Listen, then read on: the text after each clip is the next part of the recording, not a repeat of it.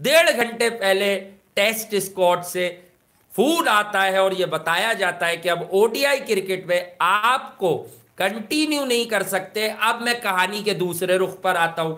उन्होंने साथ press conference में यह भी कहा कि मुझे अगर बीसीसीआई कहता कि ऑफिस बेरर्स को भी बताना पड़ेगा, ऑफिस ऑफिस वालों को भी बताना पड़ेगा, यानी जय शाह को बताना पड़ेगा यार। सिलेक्टर और ऑफिस बैरियर कौन है भाई?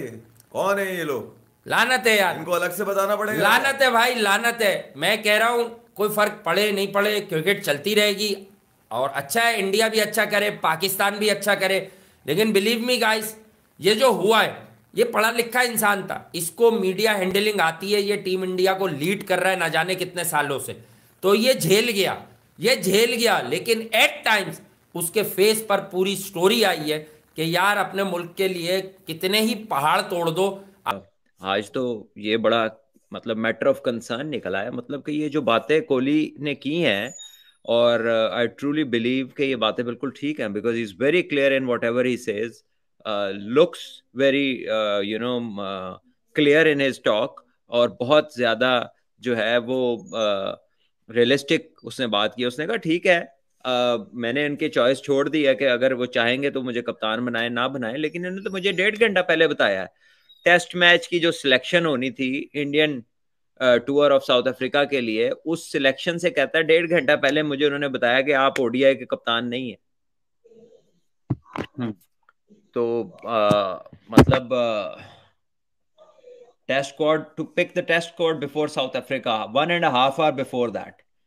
तो ये मतलब एक थॉट ये है लोगों की कि selectors are not obliged to tell, लेकिन नहीं भाई, दे oblige का या जॉब डिस्क्रिप्शन का नहीं मुझे पता, लेकिन look who you are talking to.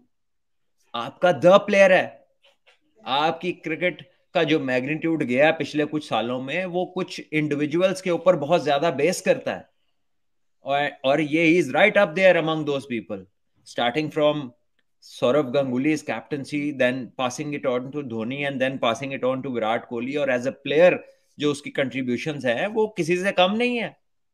India की क्रिकेटिंग हिस्ट्री में अगर चंद हाईलाइटेड कंट्रीब्यूशंस हैं as a big name, as a star, as a match winner, तो this is the man, this is one of those man. और हर मुल्क के लेजेंड्स होते हैं, और हर मुल्क को they are not like any other player. ये थॉट गलत है कि वो किसी भी प्लेयर की तरह है, किसी की प्लेयर की तरह नहीं है। किसी प्लेयर के होने से ना होने से फर्क नहीं पड़ता, किसी प्लेयर के ना होने से बहुत फर्क पड़ता है, और ये वो प्लेयर है जिससे फर्क पड़ता है। ये इंडिया का नहीं, दुनिया का नंबर 1 प्लेयर रहा है अभी तक। जो करंट क्रिकेट चल रही है दुनिया में, इतनी परफॉर्मेंस किसी ने नहीं दी हुई। हालांकि 2 साल से अपनी स्टैंडर्ड परफॉर्मेंस नहीं दे रहा, लेकिन अभी भी कोई उसके करीब नहीं है।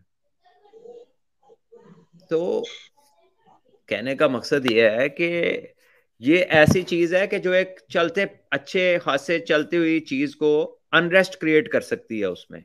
उसके अंदर उसने विराट से जो सवाल पूछा है उसका जवाब बहुत आसानी से विराट ने दे दिया। उसने बोला मेरा काम इंडिया के लिए खेलना है भाई, मैं पिछले 2-3 साल से ये कह रहा हूं, मैं थक चुका हूं बताते हुए कि रोहित शर्मा मेरे लिए टीम का सबसे बड़ा असासा है, वो सबसे बड़ा एसेट है मेरा। रोहित शर्मा के साथ ना कभी कुछ था, ना कभी कुछ है, और ना ही कभी कुछ होगा। हमने हमेशा इंडियन क्रिकेट के लिए पूरी डेडिकेशन के साथ खेला है, और आगे आने वाले वक्तों में भी 100% कमिटमेंट के साथ इसी तरह खेलते रहेंगे। बात रही मेरी ओडीआई में खेलने की, वो तो मैं खेलूंगा, और मैं तो उन लोगों पे विराट ने बदतमीजी नहीं करी है। हालांकि चाहता इतने बड़े स्टेचर का बंदा है, इसकी गर्दन में भी सरिया आ सकता था, जैसे हसन अली बाबर वगैरह गर्दनों में सरिया आ जाते हैं ना भाई, उसकी गर्दन में भी आ सकता था कि 8-10 करोड़ रुपए में सिर्फ इंस्टाग्राम पे 2 लाइनें लिखने के लिए लेता हूं, तो मुझसे बड़ा क्रिकेटर कौन है? उसको चढ़ाने वाले भी तो बहुत सारे होंगे,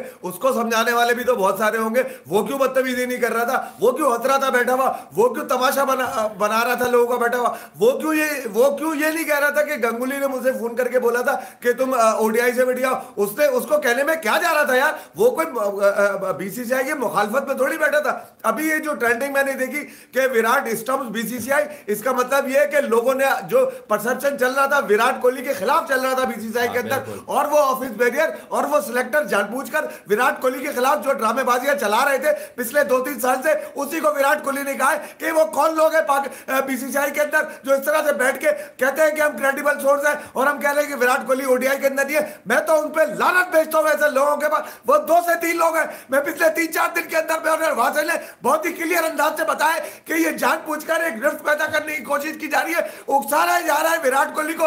वो तो थैंक्स टू विराट कोहली कि वो एक पढ़ा लिखा इंसान है और उसने आज इंडियन क्रिकेट को बचाया। चाहता था वो पारा भी कर सकता था, आज बैठकर 10 लोगों के नाम भी ले सकता था। तो विराट इज समबडी कि अगर दुनिया में कोई क्लियर वॉइसेस देखी जाए ना, कि who has his head and mind clear, and उसकी जो स्पीच है एब्सोल्युटली टू द पॉइंट और क्लियर होती है और नो हाफ मेजर्स होते हैं उसके, तो वो ही इज राइट अप देयर।